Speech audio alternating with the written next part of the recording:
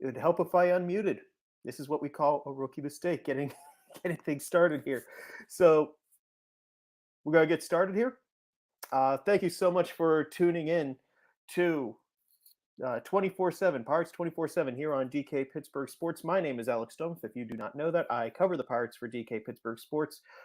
We're gonna have some fun next 15 or so minutes. We're really gonna talk about like what's going on with the ball club, what you guys want to know what's going on. If you have a question, comment, be sure to do so at either the DK Pittsburgh Sports Facebook or YouTube pages. If you're just watching this on Twitter, sorry, we'll blame it on Elon, I guess. Before we get started, though, just a little talk about what's going on here with Pirates baseball. Yesterday was the first official off day for the teams, and even though it's not perfectly aligned, this is kind of the midway point of the spring training games. And you could always take only a certain amount from these spring training games, but this is kind of a interesting second half because there's been so much talk about the competition on this team, on these rosters. And now it's really time for it to show up. Like what's going to happen at second base? It sure looks like Rodolfo Castro has that job, but you can't discount Bay or Marcano if they finish strong. Marcano is in the lineup today at home against the Orioles because they want to see what happens. There's a lot of stuff in questions to be asked in the bullpen. What happens with the lefty situation now that Harleen Garcia is out for a bit? What happens with Jose Hernandez, their Rule 5 pick, who's throwing harder than pretty much any lefty here in the Grapefruit League this year? Do they go with another one of these non-roster guys? If you do, who gets kicked off the roster? There are a lot of moving parts here for these final couple of games. There's 2 weeks left before they break camp and they head north to Cincinnati.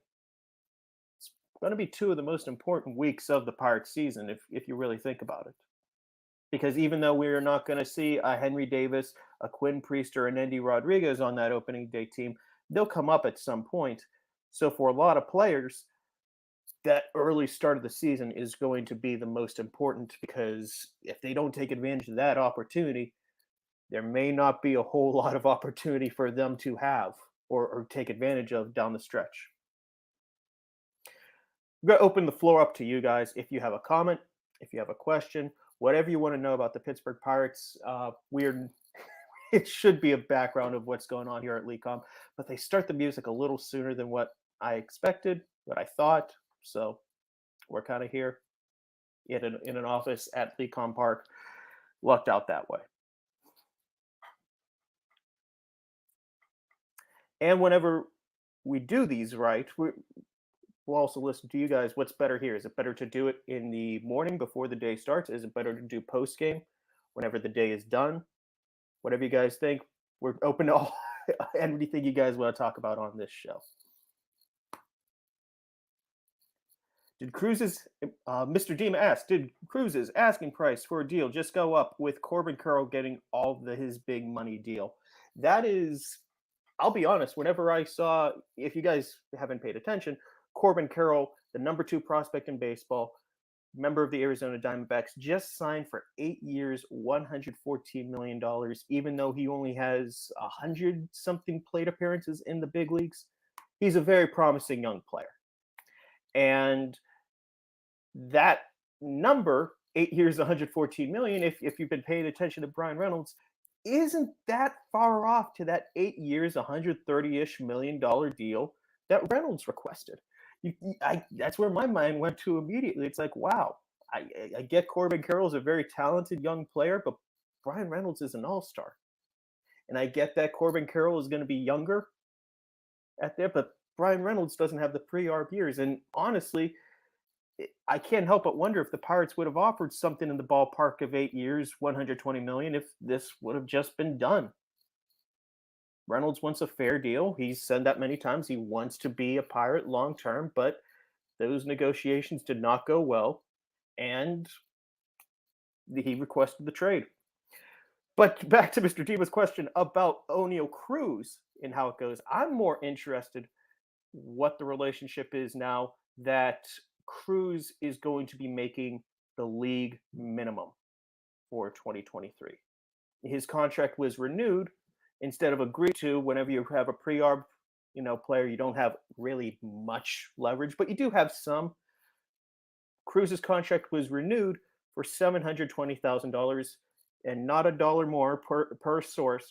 So it's really the league minimum, which is the Pirates are in their rights to do it, but it's also not exactly the most courteous thing to do whenever a guy has some service time already on his belt. So that's look. I don't know if an Oneil Cruz extension was ever really going to come together, Mr. Dima.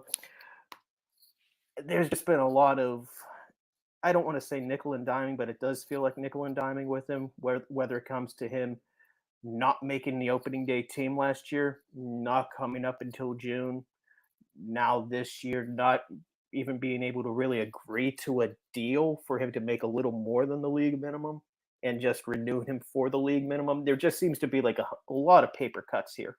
And you got to wonder at some point, when does that just become too much?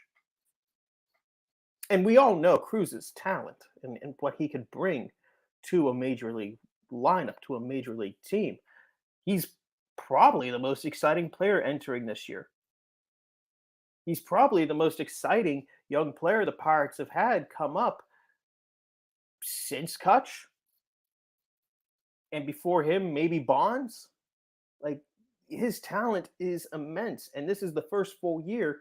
And he's saying, my goals for this year are 30-30, 40-40. And you kind of do some head math back of the envelope and be like, he was kind of close to a 30-30 pace last year as a rookie.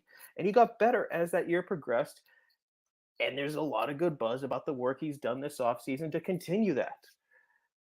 If you have a guy who goes 30-30 and plays shortstop, that's rare air. That's like A-Rod. That's Cal. Look, we could pretty much count on one hand how many, shortstops have done that. So I get the excitement and why I'd be like, yeah, extend him long term. I just don't see a deal really materializing anytime soon.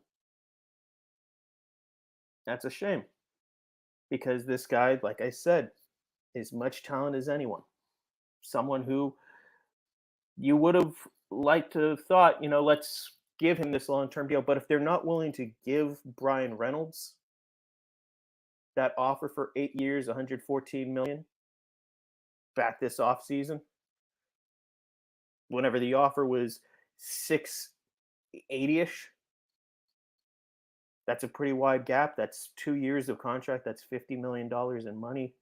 If you want to split the difference, that's still 7 years, $100 million plus. If they're not going to give it to Reynolds, their best player, why does Cruz get that money first? Building off Reynolds, nothing new on Reynolds either.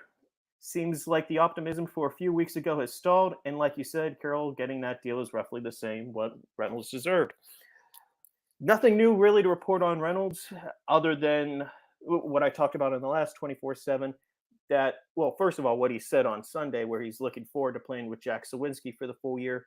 If you want to, read into that a little too much, it's like, hey, he's acknowledging he's playing, with the Pirates in 2023, but he always acknowledged that. And, Sawinski's a friend of his, they're good teammates. They have a good relationship. Build off that. But no, there's not really anything new to report right now on that contract situation. What I did say in that 24/7 was Pirates are still interested. It doesn't mean there's a timetable for him to get a new deal. They're still interested for him being a Pirate long term. But if this team is not competitive come the All-Star break and there's no progress on a deal, or if there's no deal in place, I heard a rumor from a league source that, that around the All-Star break trade deadline, the Pirates are going to be listening a little more, they'd be a little more willing whenever they listen to offers. Like this past off season, they had to listen because just where they are in their rebuild. But they weren't really, anything that serious about it. It's why the John Heyman tweeted out the Juan Soto type offer. there's no way the Pirates were going to get a Juan Soto offer for Bryan Reynolds. It was just being polite and saying, no, please stop asking. If they don't have a deal in place come the trade deadline, that asking price is not necessarily, yeah, well, it would have to go down for anything to realistically come together. But they're going to be a little more interested, I've heard. Again, not saying anything's going to come together right there, but it's not going to be such a brushback. No, we are just not trading him. John Butler asks, do you think there is a chance that we start the year with a 6-man rotation going into opening day? Also, thoughts on the current state of the bullpen. These decisions are probably going to have to start being made fairly soon. I do see it starting off with a 5-man rotation, though. And that mainly comes from knowing last year. We'll keep that up, actually.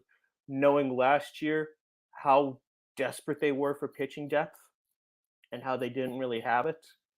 And even though they view Johan Oviedo as a starter, he does have options. They could work on a thing or two in Indianapolis. He is throwing a sinker now. That's something that could be an easy, hey, just keep working on that for a little bit. If it all comes together, then yeah, like he probably is going to start the year in AAA unless something happens in this rotation, like someone goes down, someone needs a start or two skipped.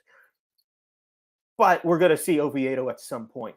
In the same way, we're going to see Mike Burrows at some point. In the same way, we're going to see Quinn Priester at some point. Luis Ortiz at some point. There's a lot of interest there. They're going to get their looks. But opening day, it's probably going to be pretty cut and dry. Not to say it's the order, but Keller, Contreras, Hill, Brubaker, Velasquez. I don't know if there's really going to be any variation outside of that. Probably start with a 5-man rotation. And as for the bullpen, there's a lot of buzz around Colin Holderman. They really like this guy. They really think he's going to be their setup man, a real leverage reliever. Bednar obviously is going to close. Losing Garcia for the time being is interesting. So there's not going to be a really proven lefty here, but I see some optimism with this group. Will Crow, if he's able to pitch like he did in the first half of last year, is a good guy to have as that multi-inning guy. Chase DeYoung, one of the best sliders results-wise last year in the game, adds a splitter, someone else who can do that role. There are some good arms in this mix. I don't know how strong this bullpen is going to be, but just chatting with David Bednar, he really feels like the whole unit has improved this year, and they're going to take that step in 2023. That was before he went to the World Baseball Classic and started pitching the 9th inning there. He's doing pretty good so far. I think it's just the 1 inning, but that says a lot if you go and they give you the ball in the 9th. I guess it wasn't quite a safe situation, but effectively a safe situation. I think we're going to call it a wrap here today. Thank you so much for listening to 24/7. Thank you so much for participating. We're going to start doing these more often. So if you guys ever want to talk some Pirates, you got to know where to find us. Thank you so much. We're going to talk again next time.